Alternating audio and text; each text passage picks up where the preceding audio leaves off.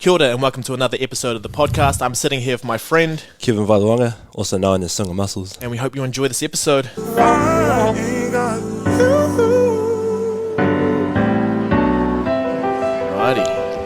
we're making it happen. Man, the myth, the legend, and I just faded that out with my toe. Let's go. Yeah, there we go.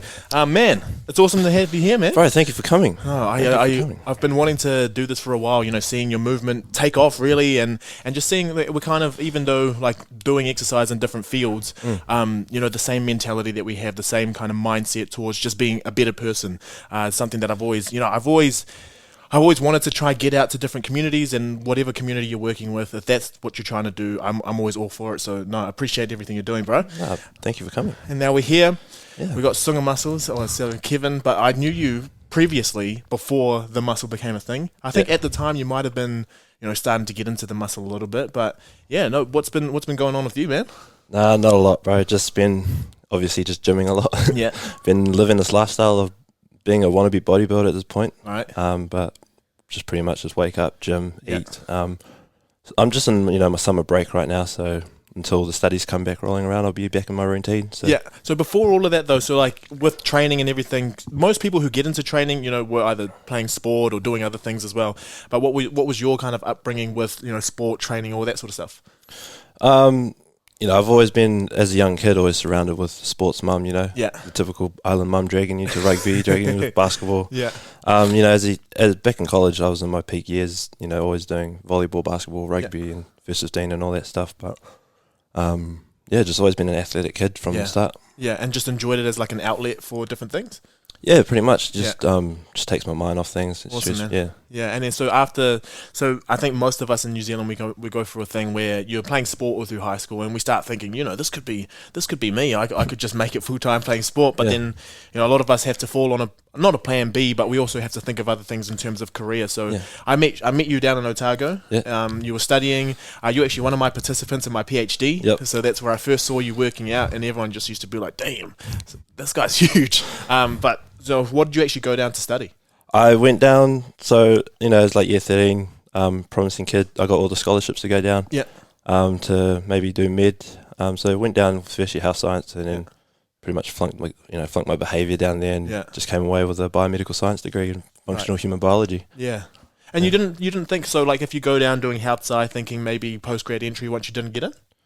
Nah, because I think for me, because it's always been a desire for me to do paramedics. Okay. And so as soon as I was done, just came back up here and pursuing the career in paramedics for today. Awesome. Oh, that's cool. So we'll get into that a little bit, but something that you spoke about, you know, just going down and flunked your behavior. You didn't say you flunked classes and stuff. Like you switched in terms of like how you would do things. What was that switch for you?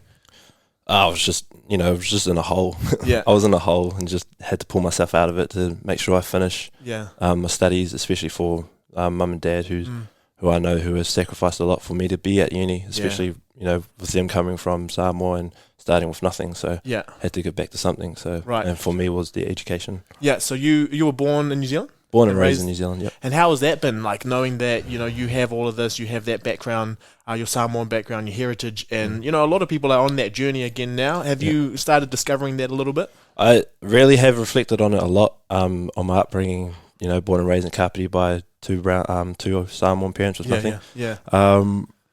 As I live on, I start realizing more and more of what my parents had to sacrifice, you know, because, you know, as a little kid, we went to school with no food, no shoes sometimes, and even cold from the winter, and just mum and dad just had to do whatever they could do to scramble to get clothes on our back and food on the table and stuff. So just understanding, I can understand that now, the struggles of what they go through. For sure. And now I get to live the life I have been living lately, and you know, producing the influence I am now. So especially thinking even like going to uni, like not everyone gets that opportunity to go, but you went there, you finished your degree, and then like other things, you get to think of other things outside of that, which we would consider like normal because we've been living in it, but for other people it's an absolute privilege.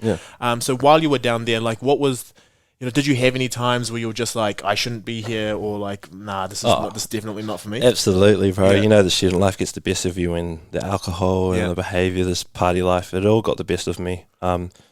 you know, really struggled in terms of relationship down there, and was just a angry man down there with all the bad influence. But you know, that all comes back on me and how I'm able to react to that and pull myself out of that, you know, sort of attitude. So like I said, finished up as soon as possible and then gave back to my parents, and then, you know, now trying to live this humble life, I guess. Yeah.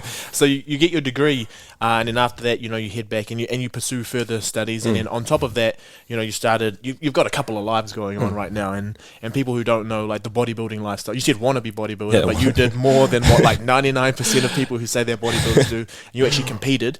But before that, before you actually get into like very severe training to actually put yourself out there, body on stage as an aesthetic thing, like, what was your kind of relationship with just regular gym training instead of focusing on sport? It all started with you, Troy. Remember?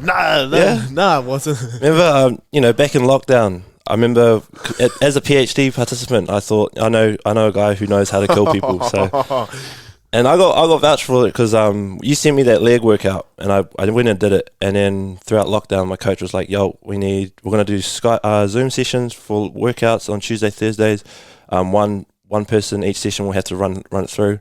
I'd put the boys through that leg workout, and we all felt it the next day. So, but ever since then, that leg workout and just pushing in that feeling of being that painful feeling, I just was and carried it on, you know, because you always hit me up the next day with the chest back, and from there that I built that consistency of waking up in the lockdown, go outside, do my workout, feed afterwards, and just, you know, that's how I got by. Really? Yeah. You hadn't even been thinking about like bodybuilding before? No, I hadn't been about bodybuilding before. I knew I had like a decent foundation to start with, but I'd never thought about pursuing a stage at that point. I was just all about getting moving. Right. Yeah. And it started with that. It started with those lockdown workouts. Crap. I didn't even know that. Wow, that's so cool to know. But I just, because I remember when I was putting them together for you, I put different ones together for different people, and I knew that like the lot that you were with, and then I also knew like other people. So I was kind of like tailoring them for different people. But then I knew like you guys are fairly active. You all play sport. You've been doing quite a bit. Yeah. So I was like, I'll give these guys a little bit extra. Yeah. And then your response to it was like, that killed me, but I loved it, and I was like, this guy's got the mentality. Exactly. And I remember you, and it was mean because you did it with what I had. I only had like a pair of dumbbells and a band, and still killed me. I was just... Oh, that's unreal. No, because there's two things with that. Like, people, when you talked about it before, about like how people react to stuff. Now, you could either see this as like, this killed me, I hate it, or like, this killed me, I love it, I want more. Yeah, I wanted more. I wanted to smoke. That's unreal. So when you like got back into the gym and you knew that was like at that point, I wasn't even in the gym. I haven't even signed up. It was after lockdown. We moved here to Porirua, and then I decided to sign up to City Fit. But it was all those workouts in lockdown and consistency. I went from like, you know, doing 10 push-ups to doing like a solid 30 to 60 each set. Yeah. And all that translated into the gym. Far out. Yeah. And then so like going to the gym is one thing, but then also thinking I'm going to, you know, hire a coach to do my nutrition, all that, like everything. So it's quite an isolating lifestyle because you like everything kind of comes around you and your physique. Yep. But when did you decide like, okay, I'm actually going to like hire a coach to help me through this? It wasn't until like, cause, you know, after lockdown, we went to the gym. I was consistently going to the gym. I was always pushing it, you know, I was in love with the grind. That's when I started noticing I was building a physique. Right. Yep. And then it was after rugby, you know, rugby was over. I was like, well, what next? And then went to my first show in Wellington. Yeah. Talked to my boy, Chris, who got me onto Phil. Right. And the rest is history. Yeah. So, right, it's so funny as well that comes around full circle. I don't know if you've ever talked to Phil. I met Phil. Oh, yeah. But like back in the day. I went to a Campbell's BYO. Oh yeah. And that's when I seated at the same table as Phil. Yeah. I got a video of it and I was dumb. I was stupid. No, so yeah, NZ Viking. So back in the day, we were like boys. So when he started Ascend, we sat in these chairs, and I've always wanted to get him on so we can talk about the story. But like, so you were with Ascend? Yeah. Yeah. There are these chairs that he had, so like they're the eggshell backs, and they usually have the 4 prongs that you sit on. Yep. And we were sitting in the back of his store when he owned ASN Dunedin, and like the bottoms had gone. We had a beanbag over there, and we're just sitting on like cardboard trying to put a send together. Oh, really? And then I helped him with like the first stuff with like emails and all that. So I just remember like making videos for him because he was so smart, but you try to like get him to talk, and as soon as you put the camera on, he's like, so like we would just muck around, and I just so many laughs that I've had with that guy. So when I saw that you connected with him, I was like, it's so weird how the world works like that. Yeah. And working with him's been a treat. It's been a treat. Yeah. It's been a real. He's so smart. Yeah. He looks after you so well. Yeah.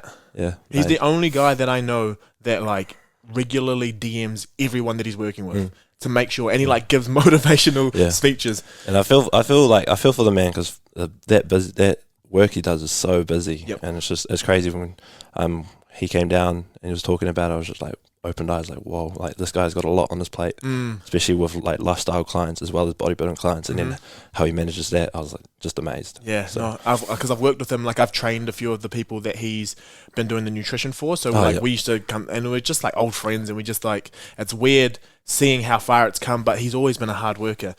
So like you working for him and knowing he's a hard worker, did that like help you and like help push you?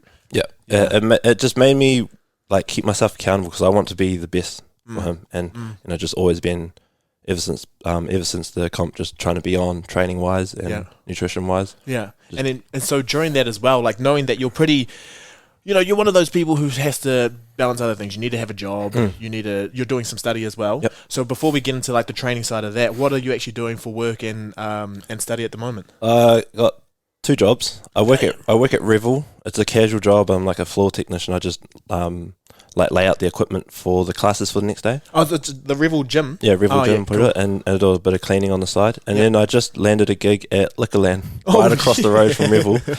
And it's, another like 20 hours on top of that. So it's been pretty good. So you're doing that job, but then you're also studying? And then I'm still studying. I'm in my final year of paramedicine, at Whetera, so far out. Big year ahead. And then on top of that, you also, if you're continuing to play footy, or the year that just went, you're actually playing for North as well.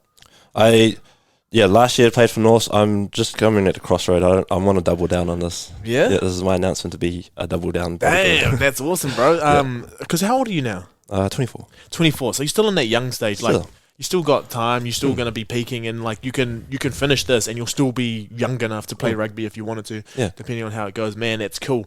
So now let's talk about the work-life balance, and let's talk about how, oh man, like this becomes the central focus of everything. Yeah. Like your work and everything. You plan meals and all that. So how's this journey been?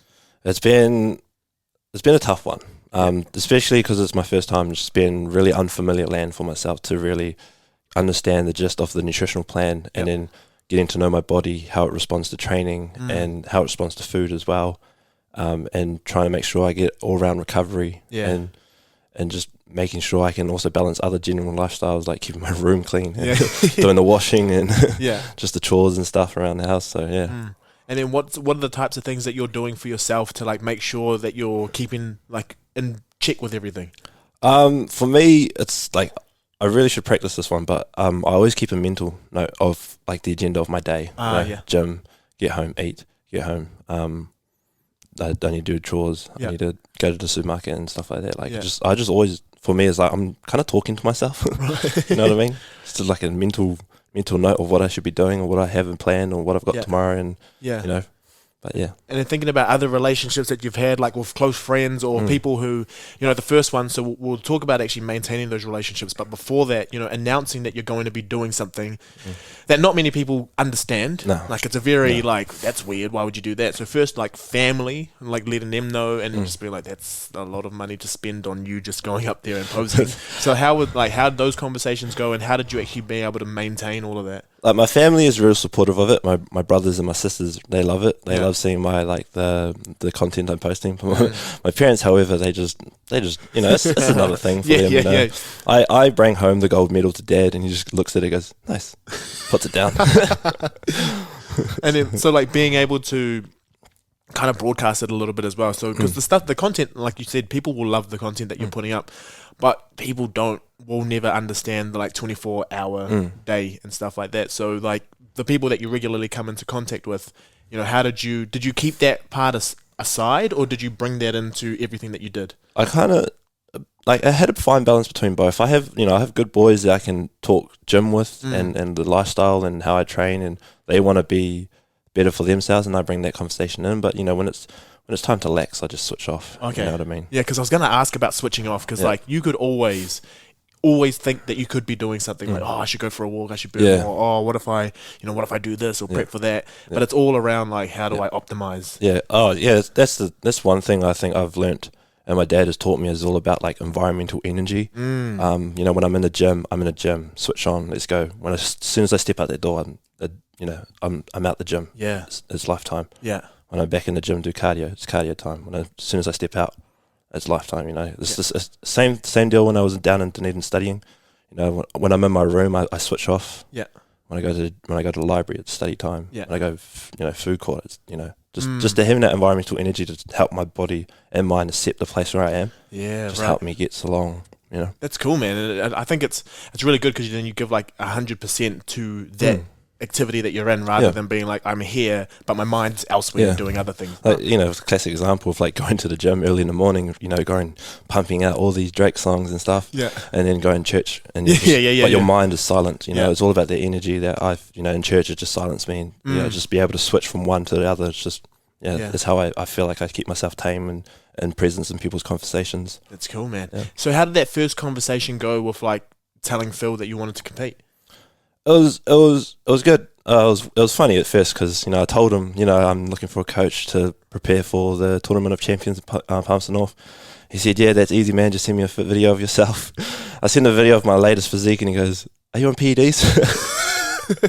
Your nipples are looking puffy." I got really insecure, but then it was pretty funny, because just told him, "Nah, like, should I be? I'm natural, but but nah." And then from there, it was just good banter, good relationship, and just funny times. And he's been like with you the whole time. Has he ever had to really put his foot down, or do you think you've been one of his nice? During prep, like for prep, it wasn't just him keeping me accountable. I had like my friend invest in me. Like he paid for the startup fee for me, because at that time it was just like, I got to think about next week, and then he's just like, I've got you. So that as well, that investment, it's just like, I'm giving it 100. So when I'm with Phil, like I'm 100 on the plan, doing cardio, doing weight session, pushing every day, and just constantly trying to keep my mind up and my energy up and stuff. And before that, so did you know that this was going to be as difficult as it was? So like, maybe we'll talk before, and then we'll talk after. So the reflections that you had when you went into it, knowing it's like, maybe it's a 12-week prep, I go up there. Yeah. What was your original mentality around it? Original mentality, I think I was a little bit, not arrogant, but I think because I was like, I got a decent starting point. Yeah. I don't have to work that hard. Yeah. But like Phil put me through the ringer, and I had to work extra harder. But all for the glory of the coming gold, having gold in the class I got, and once it was over, I was like, I'm glad I went through it. Yeah, I'm glad I did what I did. I'm glad I pushed myself to go to cardio that day when I didn't want to. Glad I lifted up those weights when I didn't want to. Yeah. And something that I spoke about. I don't know if you know Alex Faulkner, but I had him on. He was a bodybuilder back in the day. And what people don't understand, so like when you're talking about it being difficult, they're like, all you need to do is eat this and train that. For you, what did it actually feel like? Like, say you're on your low depleted days, you don't have as many carbs coming in, but you still need to hit those workouts. Yep. How did it actually feel versus what people actually see? Well, like, I can put a face on, but deep inside, I just hit a wall. Like, that's the best way I can describe it. I just hit a wall. I have to think. I have to really exaggerate my thinking to move, for me to move, because I just couldn't move. Yeah. I'd be in bed, I'd be like, I have to get up, get up. Kick myself up, go shower. Just daily stuff. I have to really, really think about it and exert myself. But like, on the general, on the surface, it just looks like I'm just functioning normally, but I'm really dead inside. And in other mental fights that people have is obviously, your physique. And now 100% of your focus is on what it's going to end up looking like. And there's going to be days where, because of fluctuations of sodium, different foods that are coming in, you can start looking like you're not on the right path anymore. So how did those conversations go for yourself? Post show with the rebound and all, like, I was really loving having tight abs, but I just missed the food. Yeah. But I think I switched that mentality because I I accepted what my body's going to be like in the off season. It's going to be like, fluffy.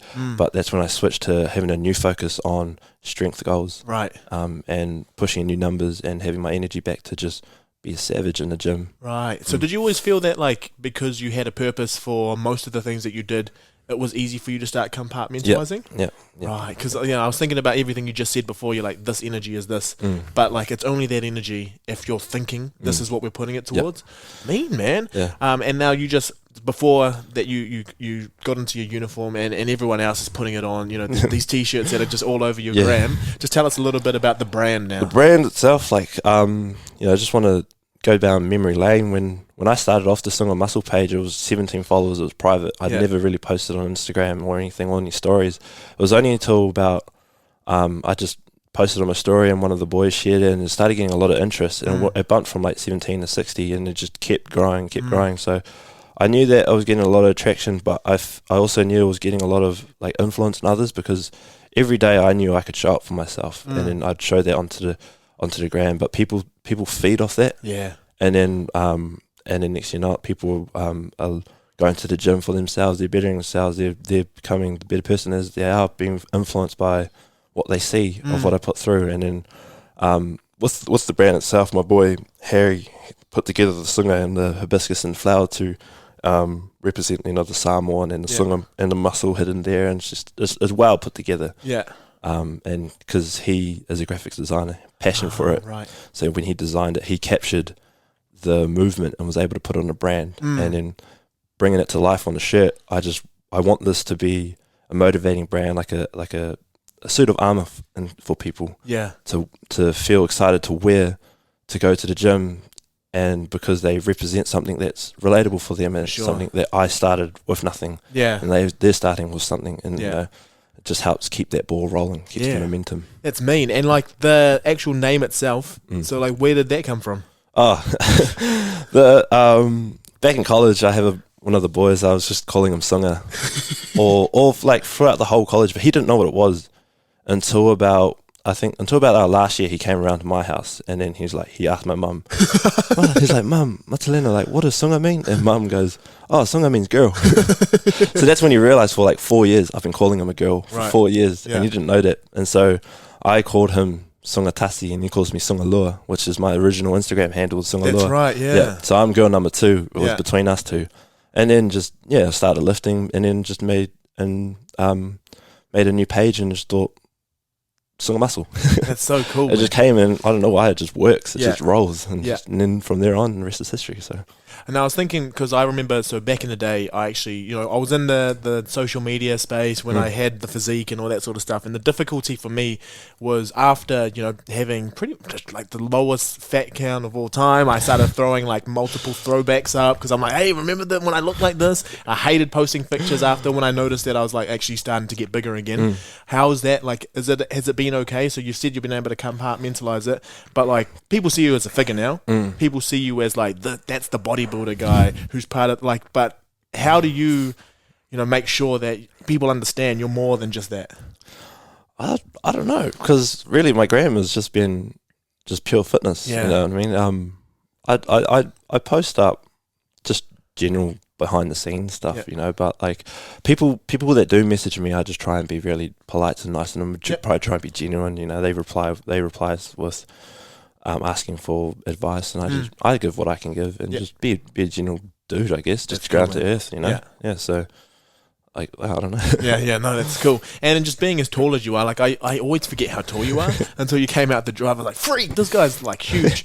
But how does because you're strong as heck as well, so like actually having limbs is the way that you do, but also being able to train as much as you do, like how difficult does it feel for you compared to other people who are just shorter? Their insertions are so good. Or are you happy? I don't know, because I just lift. Oh yeah, right. I just lift. I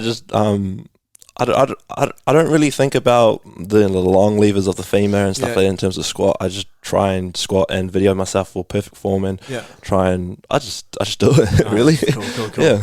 Yeah. And I remember the day. I actually remember the post where I think it was maybe post comp, and you said this is no longer like a name or an Instagram. This is like a movement. It's a movement. Yeah. So when you started, what's the shift from just having it as Suga Muscle, like the Instagram page, and we got it on our t-shirts. what the change for you? So what do you feel like you need to start doing, or we need to start doing, if we're part of the movement? Part of the movement, just every day, just being better, be better than yesterday, pushing better than yesterday. It's all about just showing up for yourself constantly. Yeah. Keeping a positive mindset. You know, we all go through tough times, but it's how we come out of it is what the whole idea. Because I just feel like I can relate to people with just going through just general life stuff, going down, up and down. But as long as we just keep showing up to ourselves, it doesn't have to be the gym, doesn't have to be bodybuilding type training. It's just, it's always being better than yesterday and being happy, really. So having fun and finding your smile, really. That's cool, man. That's really, really cool. And I think a lot of people do resonate with it because, you know, they realize you were just someone who had an ambition to do something. Yeah. Nothing prior that like led you to be able to be like, he was going to be optimal at this, but it's just like, you wanted to do something, you worked hard, you did it. But you talked about the hard times. Now, I do want to go back to the 12. Well, how much prep did you think you had? 12 weeks. I gave myself 12 weeks. Yeah. So go through, maybe like a synopsis of week by week, where your energies were, and then like the types of self-talk that you were, when you were going through it. So obviously when I started off week 1, I was still having high foods, high energy, talked with Phil and we got a plan going and got my food all sorted. But then the funny thing happened was lockdown hit. That's when lockdown hit. Oh, that's right. Yeah. Which was, kind of like a blessing in disguise for me because it gave me the time and space to sit down and get familiar with the food because I was always in the kitchen. Yeah. You can even ask the flatmates. I was constantly cooking like 3 kgs of chicken, shredding it up, putting it away, and then having like rice, potatoes, and veggies all ready to be put together and eaten. But yeah, lockdown hit, so just try to make do what I can do in terms of weight sessions and just getting cardio in every afternoon and just sticking to Phil's plan and and week by week as calories went down, just energy started dropping. Yeah. But then when we came out of lockdown and back into the gym, like that's when I noticed a real serious loss in strength. Right. Trying to rebuild myself up from that point onwards, and you know, still trying to gain muscle as well as being in a deficit and getting shredded. But yeah, I just noticed week by week I was feeling a lot flatter. Yeah. I was looking a lot flatter until, you know, Phil gives me a refeed and I can feel that fullness again and feel absolutely pumped and then go for a mean workout and then flat from there onwards. It was a constant wave of up Monday, slowly down by Friday, up Monday, slowly down by Friday until we got to that plateau point. And then that was time to peak again. Yeah. And then getting time to peak, so like you knew that you put in all the work, but then getting close to, you know, being on stage. Just trusting, so like people say trust the process, but sometimes when you get something that just looks really weird, your body starts doing things you didn't think it was going to do, even though you're getting reminded over and over again, trust the process. How, like, it's difficult for people to be like, okay, we just need to go with this and like not deviate from the plan. Yeah. But what was inside you that made you like, no, this is it, we're sticking, we're persistent? Yeah, it was, I got to be honest, I have to give a big shout to Chris because we both ended up prepping for the same show. Oh, cool. So we were both constantly messaging each other like we're flat, like, we don't know if this is going to happen due to COVID, like bro, if it gets announced, we'll just take our foot off, go get a big feed, but we stuck to it. Come Monday, no announcement, and we'll just keep holding out, trust the process. It will, not until about 2 days out where we thought, nah, this is it, because like COVID, like if they're going to cancel it, they're going to cancel it real soon. But COVID, we got to send it. We got to send it. If it doesn't happen, we look good. If it does, we're ready. That's so cool, man. So just staying with that grind, leaning on each other. Me and Chris were leaning on each other heaps, and Man, that's because it's cool because like it is easy to isolate yourself and start thinking like no one else understands me, but like because you had such a supportive team, it sounds like it made the process. I mean, it never makes it easier, but it makes it bearable. Yeah, by the sounds. And then so you're getting close to the show. So before you actually get into a show, what people don't understand is there is a lot of other things like background things. You don't just go up there and just go, hey. There's like you've got posing, you've got tan, you've got trunks. So people don't know about this. No. So tell us. That was a little bit of a dent in the bank with the trunks itself cost a lot. Tan was also another price to consider, and then obviously you got to go and find accommodation, and then you got to register for the show, and then registered, sorry, to be an NZIFBB athlete and the show, and it all added up. But yeah. And then so for you, like having to consider all of that sort of stuff as well, when you were going through it, did it change anything for you, like when you were going through with all the prep that you had, or did it fit in quite nicely? It fit in quite nicely. Really, it was just the final pieces of the puzzle, and it all came together. The tan brought my physique together, and when I put the shorts on, it was go time from there. Yeah. And, you know, I was just trying to relax, you know. Yeah, and then the big show is what you actually go up and do, and you get up there, you get on stage, and you start to strut your stuff. Now, posing is one of the hardest things, and you cramp, and people think that you just get up there and flex, but there are so many different ways that you can show particular muscles. If you have strengths, then they're like, we need to bring that strength out, and we'll hide that because you don't quite have that. Did you have a posing coach? We have a posing coach. His name's Cliff, and he lives actually up the road. So every Tuesday and Saturday, me and Chris will go over there, and he'll put us through the ringer. We were holding poses for 45 seconds. He'll touch every muscle, making sure it's turned on. He put us in his infrared sauna, got us sweating. We did that from 5 weeks out. Right. And from there, we just stuck consistently to it, and just every day, every time we were there, we're just so flat, so energy, so tired.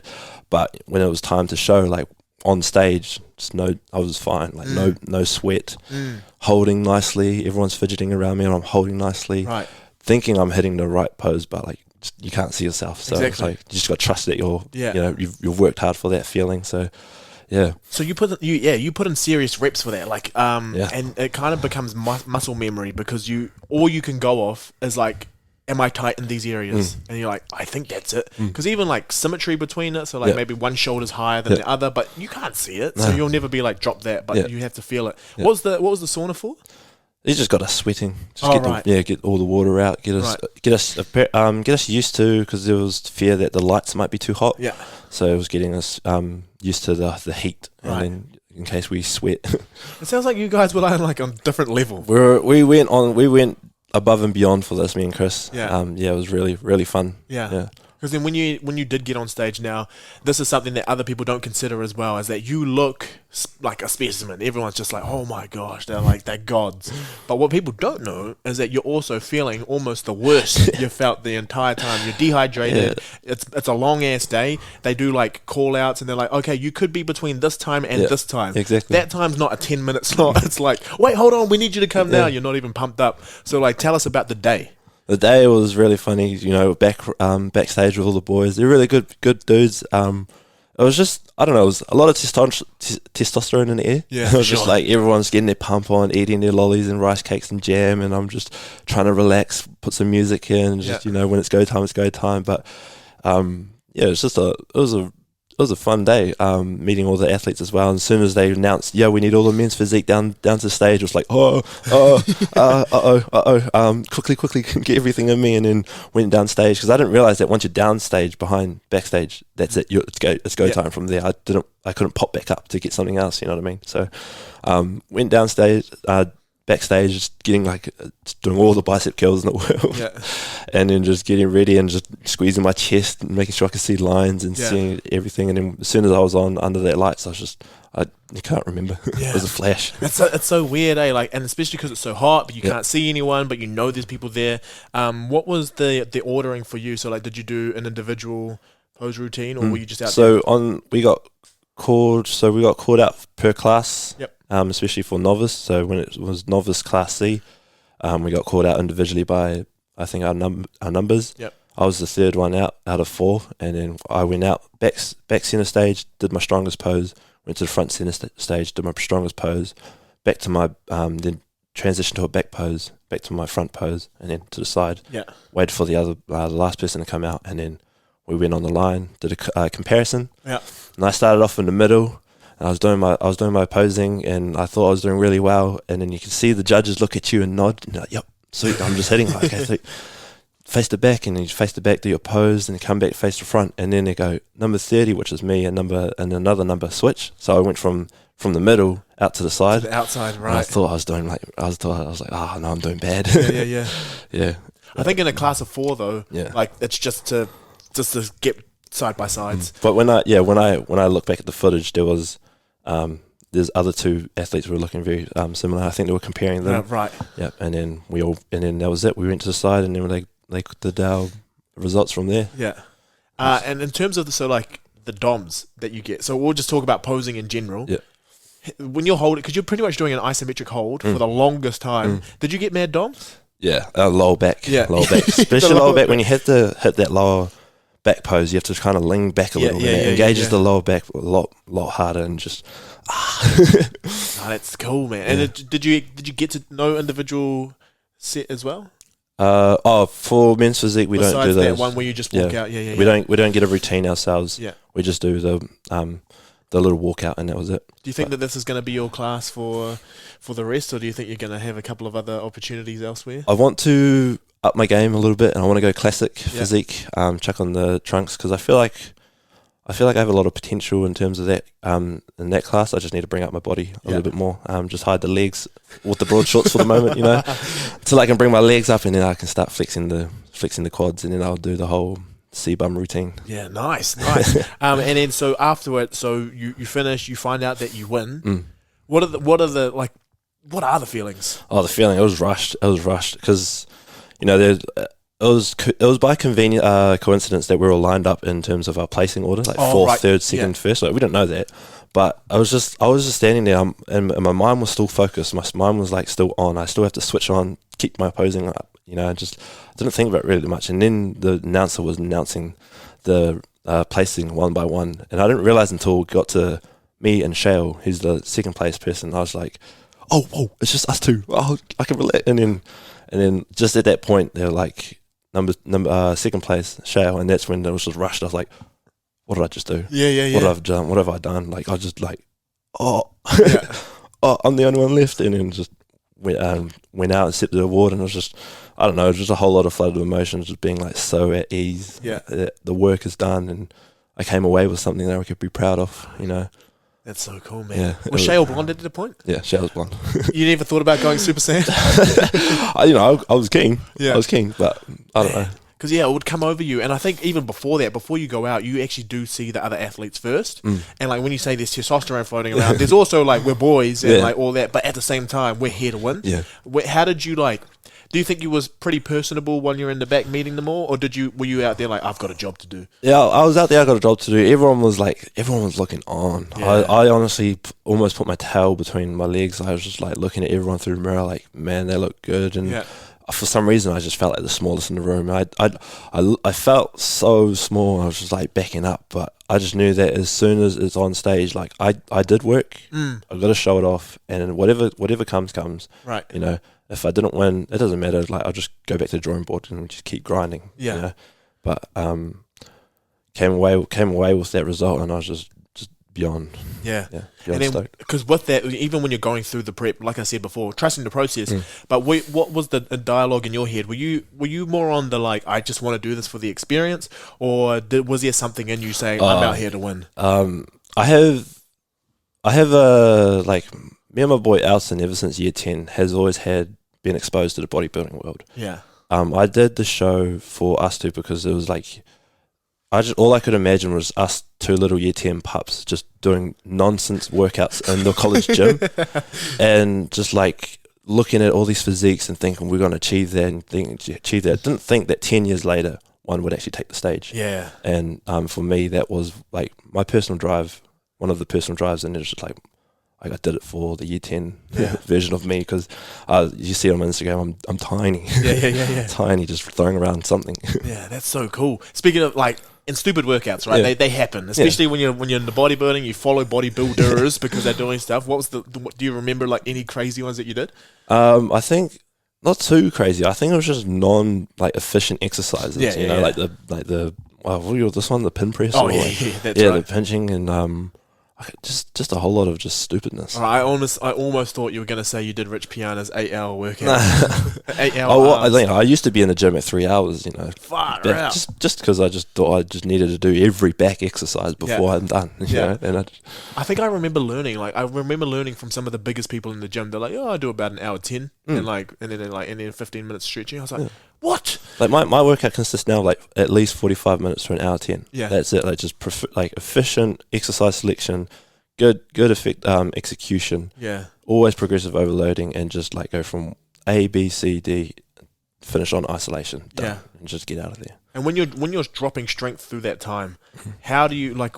It's really hard to see, like, even coming back from recovery for a lot of people who'll be listening to this who aren't like in the performance space, but they're coming back from recovery and you're not seeing that you're putting up the same numbers that you used to, and you are definitely getting weaker, like objectively numbers wise. Yep. How do you, like, where do you take yourself to make sure that you still complete the workout? I just move on. Yeah. You know, if it happens, it happens. If it does, if I can't lift it, I just move on. Like, I just know that I personally tried to lay it out on there, and it didn't work, and so I just carry on with the workout, because with especially with my compounds, when I'm still doing compounds, dumbbells, incline presses and stuff, I know that I can press, you know, the 50 kgs for maybe 3 or 4, but then at points I couldn't even get it up, and I got it up there, I'll just drop it and then maybe do a back off set and then just come back next time, just get mentally in there, dial in, because what I tell everyone is just that, like, your body only understands effort. It doesn't understand, like, that this is a 50 kg dumbbell versus, like, you pushing a 50 kg sack of potatoes or something like that. Yeah. And, like, it understands the effort. So even if you are, like, a maximal contraction, but you don't even get it up, like, you're still contracting that much anyway. Yeah, no, there's a lot that people... And you learn a lot about yourself. So, I mean, thinking about yourself and thinking about what you're capable of, what were the main lessons you took away? Always take it easy. Take it easy on yourself. Like, sometimes I feel I can spiral myself downwards in a really, really, like, just in a stink hole, really, and I just, you know, need to make sure that I can take a step back to appreciate the wins, especially with a lot of losses, and just make sure that I'm just keep taking the next step. One foot after the other type thing. That's cool. And so this is more to do with lifestyle as well. Now, we all enjoy a bevy or two, and just knowing in that time, like, you know, you put all that to the side, and then just in terms of, like, finding that balance again, you know, where are we at? Obviously, we've just come off a summer festive season, so, like, that's a little bit different. But going forward, say you don't have anything strictly on the horizon, like, how are you going to start striking that balance, or do you think it's going to change you completely because of this experience? I feel like it might change me completely, because I have a new goal now, and I want to knuckle down on it, double down on it. I need to make sure that I can just get rid of any sorts of distractions that could really set me back. So I know, anyone that knows Dunedin, if you know, you know, you go on, like, 3-day benders and 4-day benders, like that lifestyle I've sort of left behind now. So I'd like to say I got it out of my system. There'd be times where I'd like to go enjoy a, you know, beverage or two with the boys, but in terms of sending it, it's time to simmer down, you know. Yeah. Oh, that's cool, man. And it's probably, you know, better for you as well. Like, you've got a healthier outlet now. And just thinking about, you know, negative things that can happen as well. Like, you have people who can accuse you of taking PEDs and all that sort of stuff. You can also have people who just think, like, you didn't deserve to win. There's a lot of noise that can come into it as well. How are you starting to, like, harness all of that stuff and make sure that you continue, you know, the movement that you're about? Honestly, I just ignore it. I block it out. I try and block it out. It might get the best of me. I've yet to encounter, like, a really, really bad negative comment towards my way, because all I've tried to do is just be just a positive icon for people to just feed off their energy and then use it for themselves, really, because like, I don't want to really, like, flex, if you know what I mean, get that big dick energy type thing. You know, I just want to look, I'm in the gym, I'm just doing my thing, and if you feed off this energy and use it for yourself, then that's like the job done. You know, so have yet to encounter such things, but you know, when it comes my way, I know I just block it, because I've got like a better intentions, pure gold heart, and just try and keep my intentions pure with this brand. You know? For sure. And if you're purely genuine, I think people will know. And I think you'll have your proper followers who love you, who will jump on them faster than you need to lift a finger. But it's been good. It's been fun. And your, like, family, so now that they see that it's starting to grow a little bit more and they love the content that you're putting out, how do you, like, go to different family things without, because that was what I always found weird, you know, you're trying to work towards a physique and they still want to feed you, they still want to do all these different things, but, like, how do you strike that balance between being respectful but also, like, sticking on your path? Oh, I think I was a bit terrible on that behalf, because, you know, my family's from Kapiti. I would, during prep, I would hardly go home on a Sunday just because I was either busy or just, you know, I'd never really made the time to go out there catch up with the family, and if I did, the food will be on.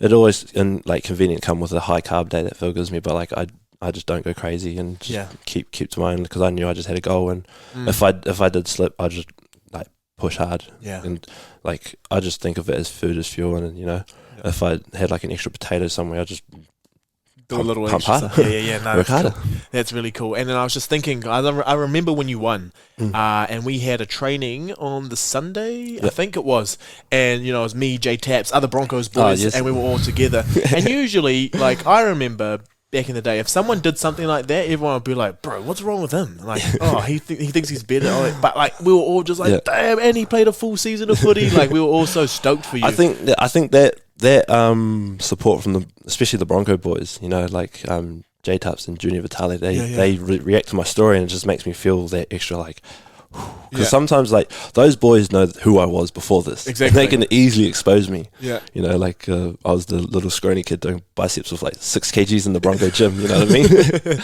But they could just their support and having that, like, it was just real comforting, and just like, like this is what we're all about now. I'll expose some clubroom story, but there was this one where I think you were like, it might have been after one of your Norths games, and there was like a photo taken in a changing room. It might have been on one of your stories. Yeah. That photo went around on one phone around the entire team. Like, what do we reckon? Is he on something right now? Because they were just like, he's never been that big. What the hell? Nah, bro. That's been funny, because I remember getting a lot of reactions to that, and I felt quite like, I should probably take it down. I think people think I'm too hard, try hard, but nah, I just thought, you know what, I worked with it. I'll just keep it there. Have a good night. Yeah, exactly. And ignore it. And if people do, like, I think it's a difficult thing is where if people automatically just assume, he's using, like it's really heartbreaking as well, because of like how hard, like, you're honest to yourself, and as long as you have that integrity with yourself, like it's easy for you to be like, I already know that I'm not, but like at the same time you're hurt because you're like, fuck, I worked so hard for this. I know, like it's it really discredits your work. Yeah. And when people accuse you of being on PDs, just like, and I don't blame them, because sometimes the stuff I post is like, I give the impression that I do, because like I just posted like a 200 kg dead for 10, and I'm like, looked at myself like, I see where they get this from. But I'm just like, damn, I'm like, I want to say I'm really, really, really working hard, and I feel very, very like streams from this, but like, if they're gonna come at me like that, like, oh god damn. Yeah. And when you're working, so like when you're working out as well, and when you're taking videos, because you pretty much have like videos of a lot of your workouts, so you can see plenty of it. And when you're going through that, like, do you ever look at it and just, because like the first thing to do is critique it, but do you ever look at it and like accept it and actually give yourself praise? I do sometimes. I like, because I during prep I can tell when I'm flat, and I can tell when I'm pumped, and then now that I'm off, I feel always pumped, and it's just like, like my shoulders are looking more rounded, and like I was getting more veins around the shoulders. Like, yes, we're going somewhere now. Like, let's do it. And, but firstly I critique my form first before I praise, like, I got like nice arms. You know what I mean? But it's so weird. Do you remember the first photo that you took? Because you would have done weekly updates with Phil? And so when you were taking photos to send in... Yeah, I took a photo and sent in. I remember looking at it like, there's so much like rolls down the lower back. Like, oh, man. Yeah, and then going through with your physique as well, like, did you ever look at it and be like, look at that, this is like 80% great, or did you only focus on the 20% that you needed to get better? No, I think I was more on that 20% to get better. Like, I just knew I just more work to go. Yeah. But like, in saying that, sometimes that can be harsh on yourself, like thinking you need to keep going, but... sometimes I just like take a step back, like, sweet. Yeah. I'm in a good spot right now. I feel good. I'm pushing good. I'm eating good. Let's just keep this momentum. Just carry on. And then future goals for this. So you say you want to double down on it. What does that look like for a year or the next couple of years? Future goals, like, in the off season, just want to grow, put some more dense tissue on, really, really carve out a good physique for a men's physique category. But I said to Phil that I want to have the overall win from a regional show. So depending when the NZIFBB release their new calendar dates, I want to pick a show that's comfortable for me to give myself enough time to have a long growing season and still have like a decent amount of time to cut down with that. So yeah. And then completely different, but you're going to be finishing your studies soon. Yeah. So in terms of like jobs, and why that is a kind of an area, so maybe not, medicine and going into being a doctor, but more a paramedic. Where did that come into everything? I just always had a desire to be a paramedic ever since little. Yeah. Yeah, I just remember wanting to be one and do it before I even went to Otago. But now that I finished up Otago, came down, pursuing that career. That career is like pretty irrelevant to what I'm doing now. Right. Yeah, to be honest. But it's been a good career to go through, because obviously we're learning critical life skills and stuff, and it's really taught me more about understanding other people. Yeah. Because it's a job where you have to go and interact with a lot of people, especially from all corners of the world. Yeah. And all corners of their life. But the thing is, with paramedics, you only get like a snapshot of their life. Right. So with that snapshot, you got to uncover the whole thing. So getting to learn how to interact with people and talk to them, and be kind and just be there for them, because not often you call a paramedic. Yeah. It's like once in a life, or a few times in your life, if you're unlucky like that. Yeah, But, exactly. Yeah. for us it's a job, but for them it's like a whole. It might switch their whole life around. So just understanding that just is a privilege. And it's a super high stress situation as well. Yeah. Most times that you're Most called times, out. yeah. Man, that's awesome. So do you think like you'll give that, once you finish that study, you're going to give that a thing and just go like full on with everything? Like, do you want to turn this into a business? Do you want to keep it in movement? Like, have you any thoughts around that? Me and my boy Harry have been really, really talking about it. We've got a Google Doc on everything, like our future about it. Like we've just got heaps in plan. I do want to bring this out in terms of like it being a really positive and motivating brand, like a brand with personality, really, so that people just feels excited. It's aesthetic to wear, it's comfy to wear, it's got a nice, cool little subtle logo, because it represents the person behind it represents hard work, dedication, and all that stuff. Like just being overall positive influence. So, like I said, I want it to be like a suit of armor for people to wear, be excited to go and do movement, like not particularly just the gym, but just be better for the next tomorrow. That's cool. And just got heaps and planned for it. But for the next couple of months, like when people can get their hands on it again, because I remember when you like kind of talked about it, but it like wasn't really advertised. I think you might have got like a few sneaky DMs. People like, oh, can I get in on there? Yeah. But like in terms of doing more orders and like for people to get their hands on it, because I'm sure a lot of people want to be part of it. What's that process going to look like? For now, just building up a little bit of a fund. Like a foundation fund for the brand, and then just use that fund to order more, and then any profits made will just go back into it and just keep ordering, and just basically want to supply the demand that really comes with it. People that want to be a part of it, I want them to be like it's their choice to be a part of it, because now they'll be part of the movement. For sure. So I'm not trying to be like, look, buy my shirt, 20% off. No, this is not like that. This is a brand that I want you to wear respectfully and proudly, and just you're wearing something that you relate to and you can move forward with it. Yeah, and we'll see a lot of Suga Muscles in the wild. And you can just like that'll be so cool, because you'd follow Knob Creek, obviously, like Noah Cooper.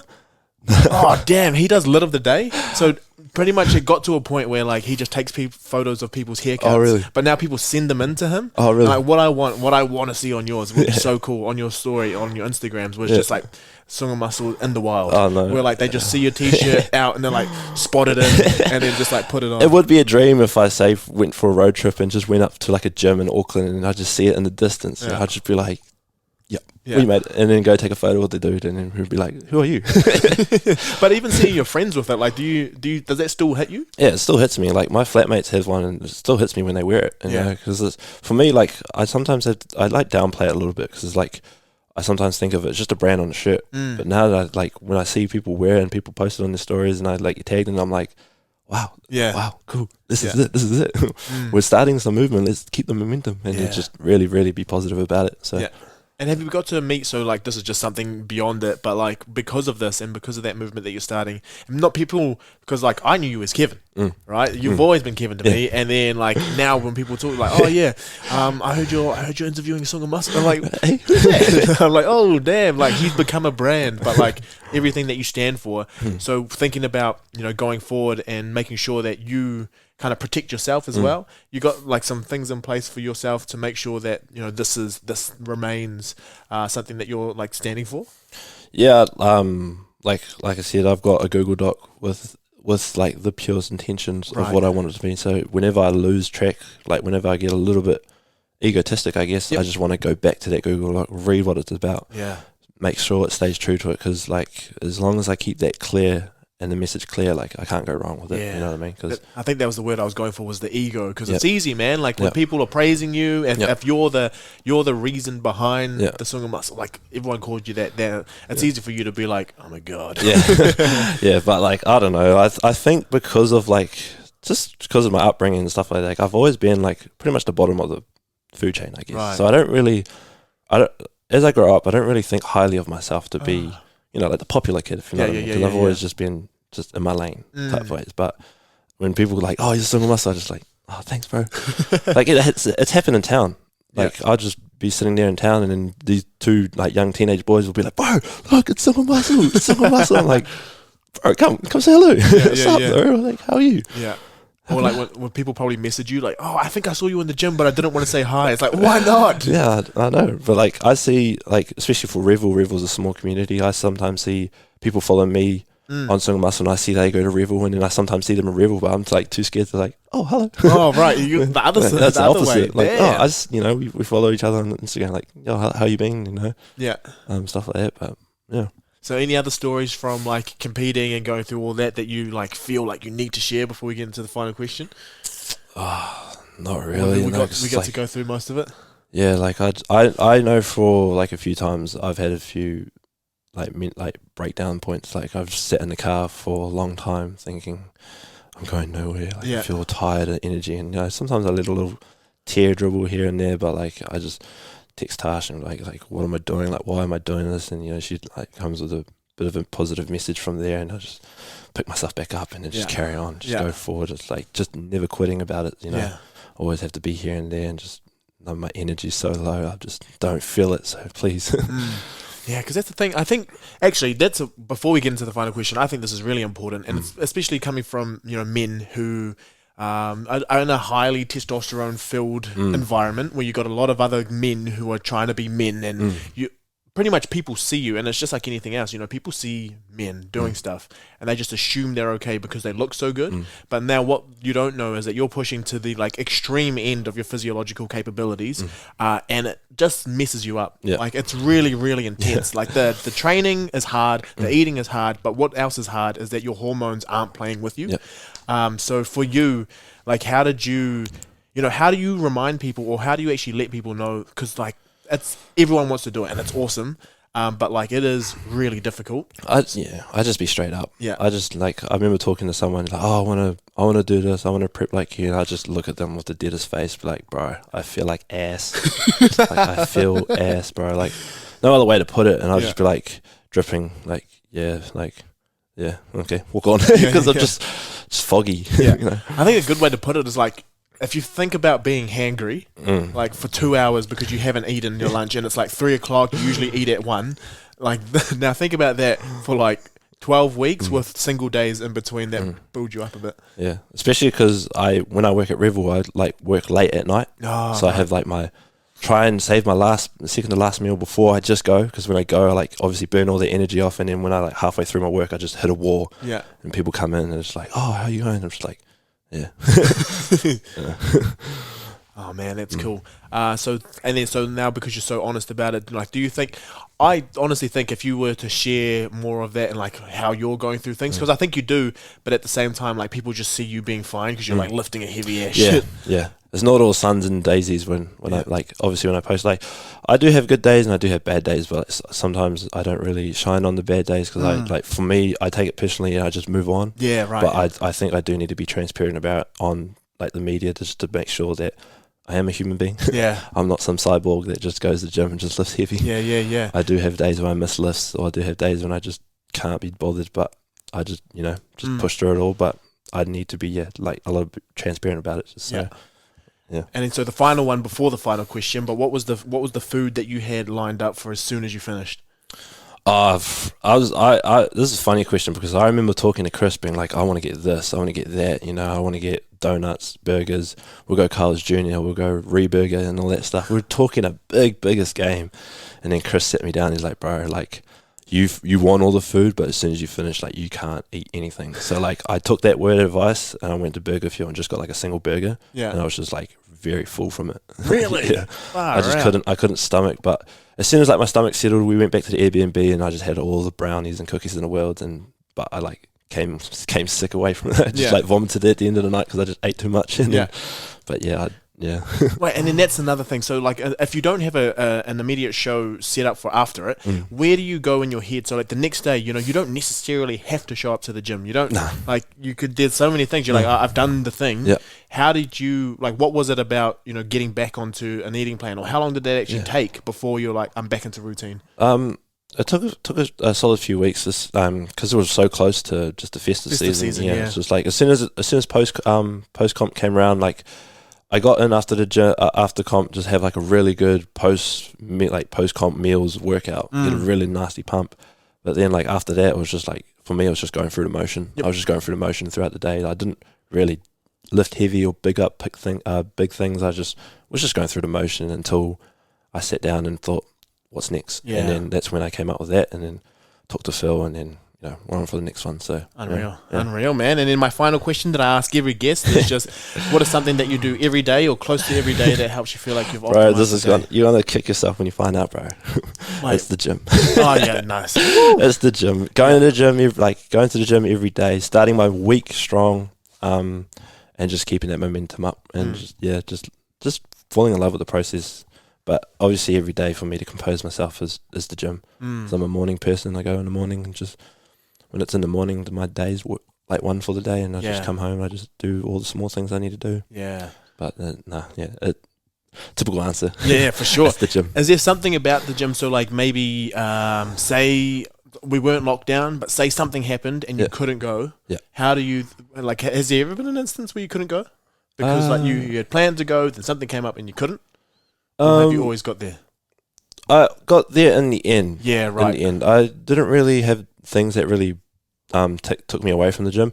Maybe in the after the comp, because you know, I don't need to be in the gym. You know, I can afford to have a rest day this day and go another time. But like, you know, during prep, I didn't think there was a lot that could have took me out of the gym. Yeah. So yeah, I was pretty lucky with the journey I had. Yep. So it's just straightforward.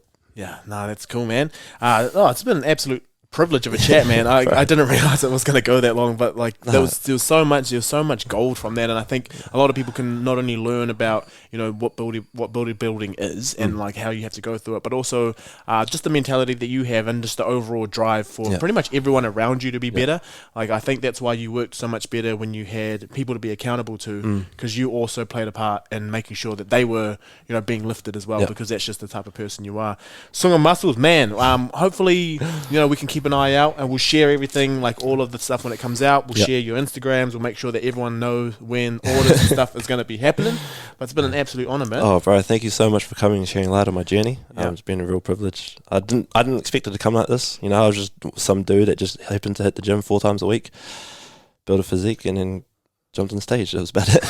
As simple as that. But I mean, sometimes simple is better, right? Yeah, exactly. Unreal, brother. Thank you so much. Thank you, brother.